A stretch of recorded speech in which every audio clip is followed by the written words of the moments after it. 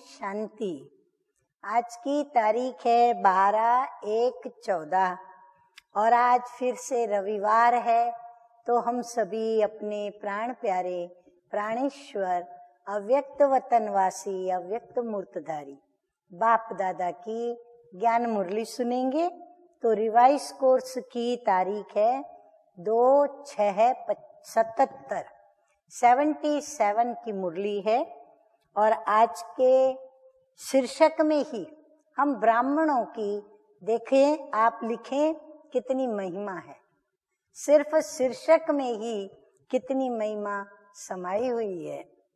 तो शीर्षक है सर्व आत्माओं के आधार मूर्त, फिर उद्धार मूर्त और पूर्वज ब्राह्मण सो देवता है। यानी हम ब्राह्मण हैं।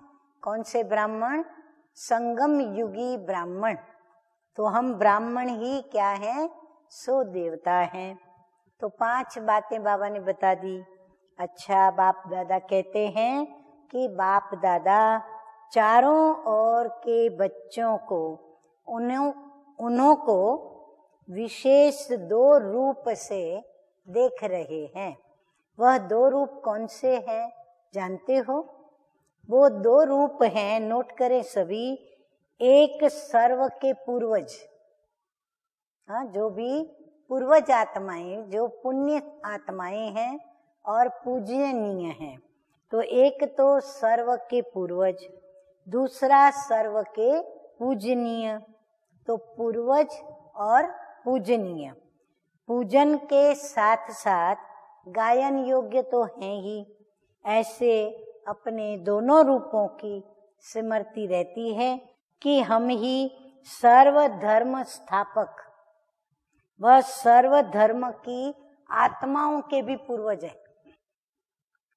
सिर्फ ब्राह्मण देवी देवता धर्म की ही पूर्वज आत्माएं नहीं हैं हम, लेकिन जो भी धर्म स्थापक हैं, जो धर्म आके स्थापन करते हैं, उन सभी धर्मों की आत्माओं के हम पूर्वज हैं। ब्राह्मण सो देवता अर्थात आदि सनातन धर्म की आत्माएं बीज हैं, अर्थात बाप के द्वारा डायरेक्ट तना के रूप में है। सृष्टि वृक्ष के चित्र में भी आपका स्थान कहाँ है? मूल स्थान है ना। हाँ, सृष्टि रूपी चक्र में भी हम कहाँ पर हैं? एकदम मूल स्थान पर हैं। तो मूल है तना, जिस द्वारा ही सर्व धर्म रूपी शाखाएं उत्पन्न हुई हैं। तो मूल आधार सर्व के पूर्वज ब्राह्मण सो देवता हैं। हाँ, वृक्ष के अंदर जो तना है, फिर मूल भी दिखाया है, जहाँ ब्राह्मण आत्माएं तपस्या कर रही हैं। तो ऐसे पूर्वज अर्थात आदि देव द्वारा आदि रचना हो। कितनी देखो बाबा हमें महिमा करते हुए, हमें अपनी वास्तविकता, हम कितने महान हैं, कितने पूज्य हैं, वो बाबा हमें पूर्वज हो इस रूप में समझा रहे हैं। हर एक को अपने पूर्वज का रिगार्ड और स्नेह रहता है। हर कर्म का आधार, कुल की मर्यादाओं का आधार, फिर रीति रस्म का आधार कौन होते हैं? बाबा कहते हैं पूर्वज होते हैं। तो सर्व आत्माओं के आधार मूर्त और उद्धार मूर्त आप पूर्वज हो। ऐसे अपने श्रेष्ठ स्वमान में स्थित रहो।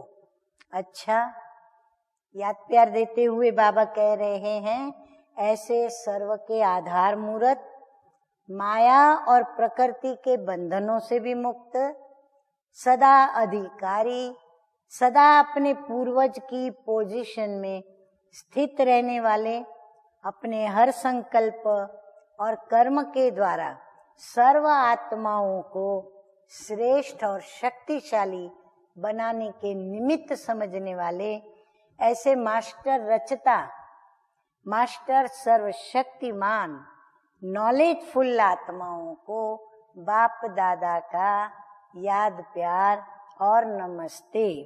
हम रूहानी बच्चों का रूहानी बाप दादा को याद प्यार, गुड मॉर्निंग और नमस्ते नमस्ते।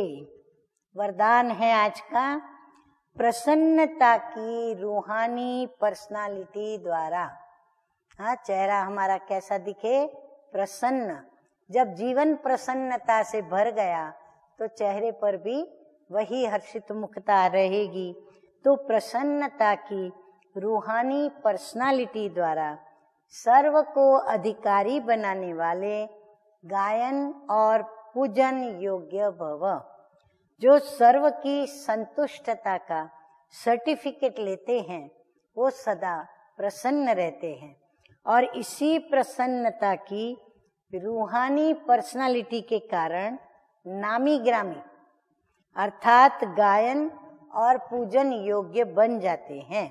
आप शुभ चिंतक प्रसन्न चित्त रहने वाली आत्माओं के द्वारा जो सर्व को खुशी की, फिर सहारे की, हिम्मत के पंखों की, उमंग और उत्साह की प्राप्ति होती है, यह प्राप्ति किसी को अधिकारी बना देती है तो कोई उसमें से भक्त भी बन जाते हैं।